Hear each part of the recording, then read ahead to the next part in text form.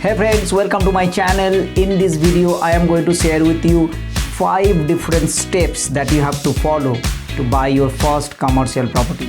So if you want to know what are those steps, then stick around. Okay, so if you want to buy your first commercial property, and if you have of course not done that property transactions yet, so here are 5 steps that you have to follow. The first one is what we call research.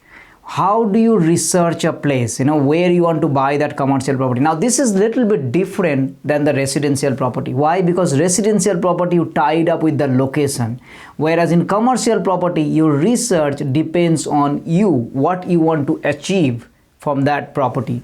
So number one is, let's say if you want to become financial independent and if your goal is 100,000 passive cash flow from the property, so that is going to feed a lot of informations about your research. For example, if you are looking for $100,000 passive cash flow, then you will set it, okay, 100,000 passive cash flow I want from this day onwards. So you can put, let's say next 5 years time I want to have 100,000 passive cash flow so that I will become financial independent. So once you have that kind of goal, then that will feed the information research, like, okay, what kind of property should I buy and what kind of properties at what price point will give me that kind of income. So it ties up with, like, once you know the goal, and that will feed your more and more about research about the area, about the property that you are looking. Now commercial property doesn't matter where exactly you are buying. What it matters is that what kind of tenant or the business that is operating is there. Like a simple example would be like, I would buy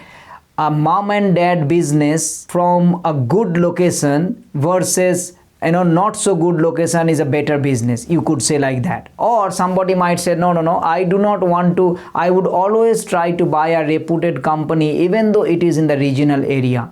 So it depends on person to person and the risk appetite. If you get a business or your tenant is a better business people, that is always better. Having said that, if you can weigh up that the location that you are buying, the property it is there, and the business that is running, so even though the tenants which are not very well known, you are confident that if they move out, someone else is going to come in, that might be a good strategy as well. So research is not only about the property, it's also about the tenant, also about their business, what kind of business that you are going to buy, or in other words, like what kind of property that you are going to buy that is running the business is an important factor of your research. The next one is that once you have this research, and the next point, you will go with your budget. Now of course you will have to set up certain budget because of your deposit. Like for example, like let's say if you have a borrowing capacity, particularly let's say if your deposit is only $600,000 or $400,000, it is unlikely that you will get a $5 million loan, because even though you can qualify for $5 million loan in commercial property, you do not have the deposit to fund that property. So setting your budget, you could say that, oh look, I am looking for a $1 million property. That would be your goal, because once you say that I am looking only for a $1 million price point, then anything above or anything below, so around 800,000 to 1.2 million, in that vicinity only you would be looking for deals.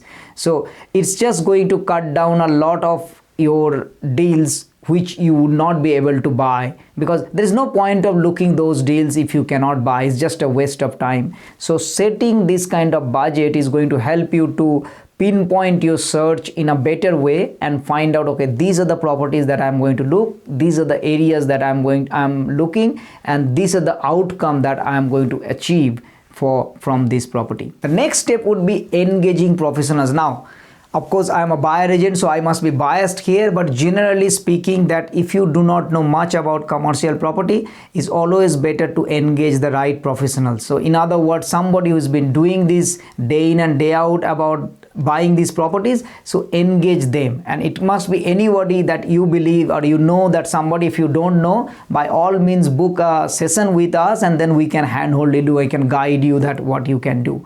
So engaging professionals, that way that you set your goal, you set your budget, and then the professionals is going to help you to get the right property, making sure that that thing you are buying is congruent with your goal, all sort of things that will help you. Now it's not only about the buyer agents, it's also about, let's say, if you doing this building inspection, engage the right professionals as well there and go along with them so that you learn about those things. Of course, the next step would be that once you set your budget, you talk to a financier and get your loan sorted. So in other words, in commercial property, there is no such thing called pre-approval, but you can still sort of get a sense like what kind of properties you are buying and what kind of rent it will be.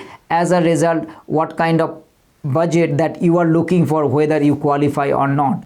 And most of the lenders, or rather if you go to a mortgage brokers, they are going to be straight away say that yes, you would be able to buy this kind of properties if they are commercial property broker agent. So what you need to do is that engage commercial property mortgage broker, not the residential one, because residential one, they will always, it's like a two different language that they talk. Residential is different as compared to commercial. So always engage the commercial property buyer, commercial property mortgage broker. The next one, it will be to put an offer. Once the property, and if you particularly if you engage a buyer agent, if they brought the property, put an offer, accept that yes, this is what I want to buy, because that's how I will move forward. So put an offer, and with subject to conditions. As I always said, that always put a conditional offer. In the event the due diligence, there is something happens, and if you don't like it, then you can pull out and get your deposit back. And last but not the least is the due diligence. Due diligence is the key of a commercial property. In fact, when you engage a buyer agent, the single most value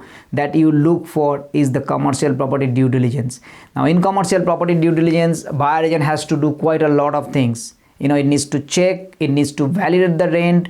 If they will find out what's happening with the business, what kind of tenant are they, why do they believe the tenant is going to stay, and they will have the tenant interview. There are so many things that these buyer agents do. So always do all this kind of due diligence and tag along with the buyer agent. Ask them the questions. What does that mean? Why do you think that it is going to go up? The more and more question you will ask them, the more and more you will get to know, you will get to learn, and you will achieve your financial outcome. So due diligence is the key, and this is not the last step, this is the most step as well. And as long as your due diligence passes, then only you proceed to buy your property, then only you proceed to your settlement. So if the due diligence fails, then by all means crash the contract, get your deposit back. Yes, you might have spent some time, yes, you might have spent some amount of money, maybe your lawyer charges and all, but just remember, it will actually help you to get a better deal in the future. So don't be bogged down just because you paid the deposit means you have to buy. Always come out of the deal if the due diligence do not pass. And I'm pretty sure that if your buyer agent is also going to help you to go through these, that hey, if the due diligence do not pass, then don't buy these things as well. So there you have it, my friend. These are the steps that you have to follow to buy your first commercial property. By all means, that it's just not only the one part, you need to learn quite a few things as well, which is why you go through this channel, because there are so many videos that I post and I talk about commercial property. I try to educate people so that you can take an informed decision. If you find this video is helpful, by all means like this video, subscribe our channel, turn the notification bell on so you get to see more videos like this, and it also helps us to reach out to more people like you. Thank you so much, and I'll see you next time. Bye bye.